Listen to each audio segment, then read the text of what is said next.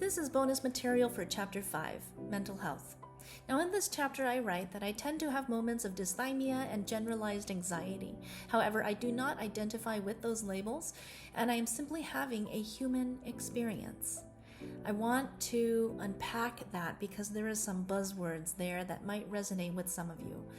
Dysthymia is a term that not a lot of people may know. It's also known as persistent depressive disorder. It is to be distinguished from major depressive disorder, as it is a more prolonged state, it's a more chronic nature, and it's more mild in nature compared to major depression. It's also to be distinguished from seasonal affective disorder, where the depression is brought on through the weather conditions.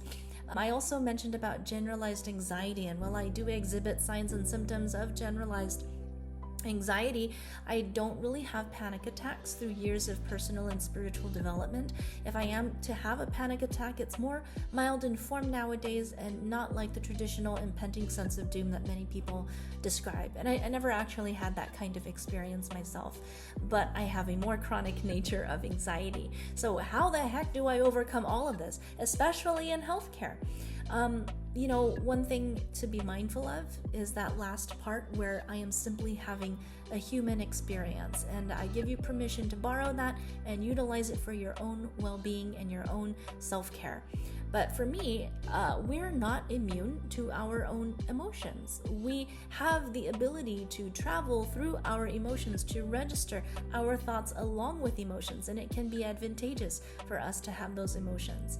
It helps us to grow faster, in my opinion.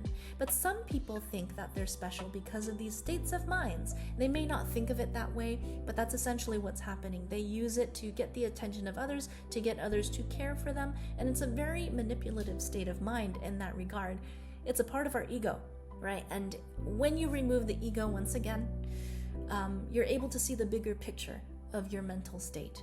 And when you practice giving way to elevated emotions such as joy and love, you're able to reconfigure your neural circuitry, but you do have to catch yourself in the moment. And some things that I like to do is take a step back and do a deep breath, right? Ground yourself, do whatever it takes in that moment to ground yourself. I like to use all of my senses to notice my surroundings in the present time, and that way I'm not so caught up in the air with my emotions and being overwhelmed in that way. This helps you to take a step back from your state of mind that is consuming your energy and reground yourself, reboot the system, so to speak.